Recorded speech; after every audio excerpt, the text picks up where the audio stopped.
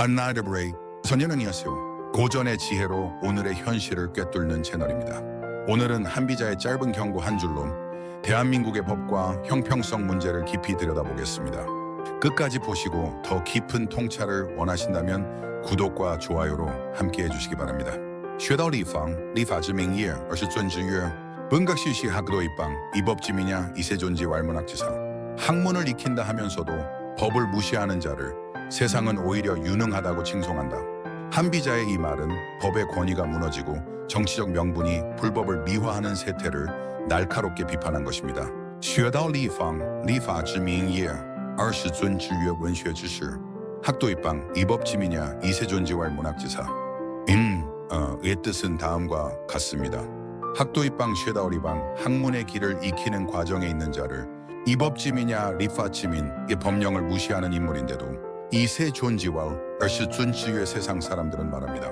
문학지사 문각지실 유능한 사람들이라고, 즉 학문의 길을 익히는 과정에 있는 자를 법령을 무시하는 인물인데도 세상 사람들은 말합니다.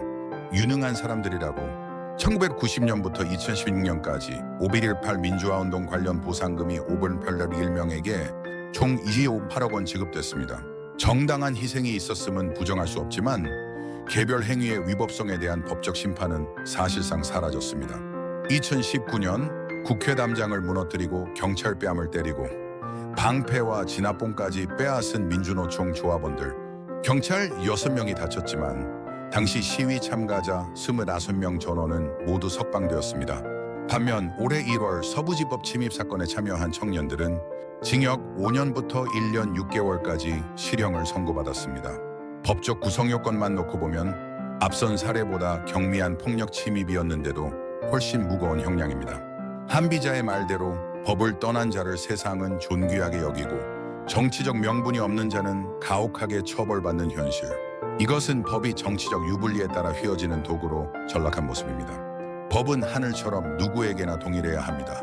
하지만 대한민국의 현실은 민주화나 노동운동이라는 이름 혹은 정치적 성향에 따라 같은 불법이 어떤 경우는 영웅적 행동으로, 어떤 경우는 중범죄로 규정됩니다. 한비자는 경고합니다. 법을 등진 자를 존귀히 여기면 나라의 근본이 무너진다. 그 순간 법은 백성을 지키는 방패가 아니라 권력자의 장난감이 된다.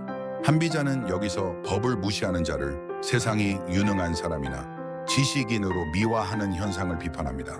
즉 학문을 배우는 과정에 있는 사람이라는 명목으로 법 위반을 정당화하고 오히려 존경과 명예를 부여하는 것은 국가 질서를 무너뜨리는 위선이라는 것입니다.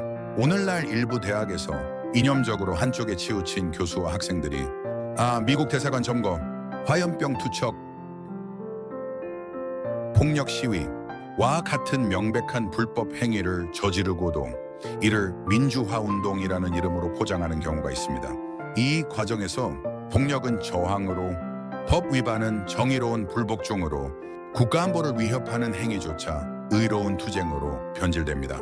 이는 한비자가 말한 그대로 법을 떠난 자를 문학지시, 즉 고상한 지식인으로 치켜쓰는 현상입니다. 법치주의 사회에서 법은 공동체의 최소한의 질서와 안전을 지키는 기초입니다. 그런데 정치적 이념적 명분을 이유로 법 위반을 미화하면 법의 객관성은 무너지고 폭력은 새로운 정치 수단으로 정당화되며 사회는 점점 누가 법을 어기느냐에 따라 결과가 달라지는 편향된 질서에 빠집니다.